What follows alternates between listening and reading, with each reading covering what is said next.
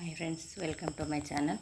ఈరోజు మేము క్యారెట్ తురుము కూర చేసుకుంటున్నామండి. ఇలా నేను పావు కిలో క్యారెట్ తీసుకొని దాన్ని ముందుగా పీల్ చేసుకొని శుభ్రంగా కడుక్కొని ఇలా క్యారెట్ని అంతా ఇలా తురుముకొని పెట్టుకున్నానండి. ఈ తురుముకొని పెట్టుకున్న తర్వాత మనం ఒక ముకుట్లో కానీ గిన్నెలో కానీ ఆయిల్ వేసుకొని ఇలా జీలకర్ర ఆవాలు వేసుకోవాలి. అలాగే కొన్ని నేను శనగపప్పును కూడా వేసుకున్నాను. ఇది మొత్తం మనం ఆయిల్లో మంచిగా వేగనీయాలండి. వేగిన తర్వాత నేను ముందుగా కొన్ని పచ్చిమిరపకాయలు, ఉల్లిగడ్డ కట్ చేసుకొని పక్కన పెట్టుకున్నానండి. ఈ పచ్చిమిరపకాయలను మంచిగా నూనెలో ఎరుపు రంగు వచ్చేంత వరకు గోలియాలి. ఈ పచ్చిమిరపకాయలు గోలిన తర్వాత మనము ముందుగా కట్ చేసి పెట్టుకున్నటువంటి ఉల్లిపాయలను కూడా వేసుకోవాలి. అవి ఇవి మంచిగా పోపులో వేగేంత వరకు వేయించుకోవాలి.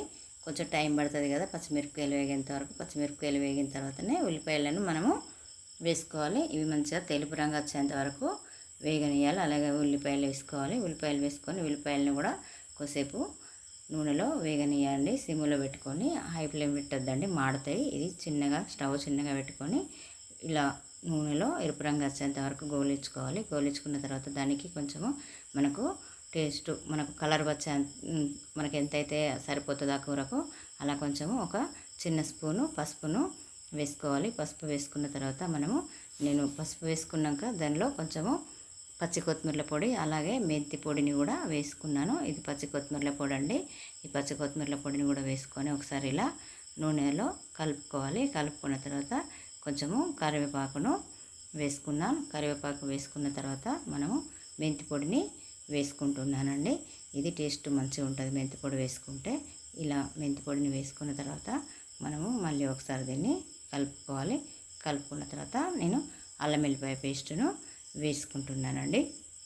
ఈ అల్లం వెల్లిపాయ పేస్టు మనం వేసుకొని దీన్ని చక్కగా కలుపుకోవాలి. లేకపోతే మనకు అడుగంటుతుంది. అడుగంటితే మాడిపోతుంది, టేస్ట్ మంచిగా ఉండదు. ఇలా అల్లం వెల్లిపాయ పేస్ట్ని వేసుకొని సిమ్లో పెట్టుకొని మంచిగా కలుపుకోవాలి.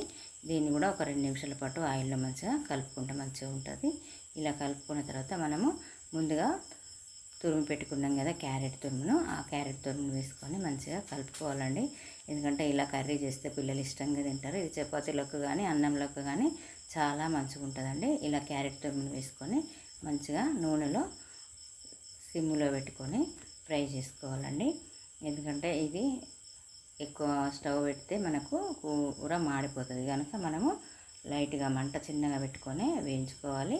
ఇది చపాతీలకు అన్నంలకు బాగా ఉంటుంది. పిల్లలకు మనము కోసిస్తే తినరు కదా. ఇలా మనం కర్రీ చేసి పెడితే వాళ్ళకు ఏర్పడకుండా మనం అన్నంలో కానీ చపాతీలోనే పెడితే చాలా టేస్ట్ ఉంటుంది. మనకు కూడా తింటే చాలా రుచిగా అనిపిస్తుందండి. ఇది ఇలా దీన్ని నూనెలో వేయించుకోవాలి.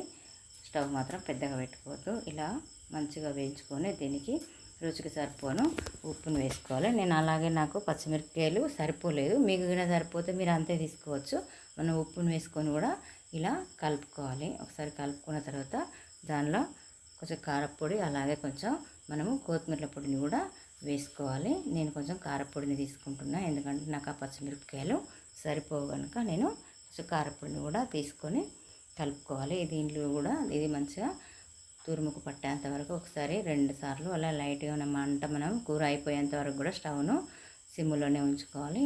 ఇలా మనకు రుచికి సరిపోను కారపొడిని వేసుకొని కలుపుకోవాలండి. అంతే మనకు క్యారెట్ తురుము రెడీ అయిపోతుంది. మనం దించేటప్పుడు దీనిలో కొంచెము గరం మసాలా కానీ వేయించి పెట్టుకున్నటువంటి కొత్తిమీర పొడిని కానీ వేసుకొని కలుపుకున్నాం అనుకోండి, చాలా టేస్ట్గా ఉంటుందండి. ఇది మీరు నచ్చినట్టయితే ఇది ఒకసారి మీరు ట్రై చేసి చూడండి. ట్రై చేసి చూడి ఎలా వచ్చిందో కామెంట్ బాక్స్లో కామెంట్ చేయండి. Thank you for watching.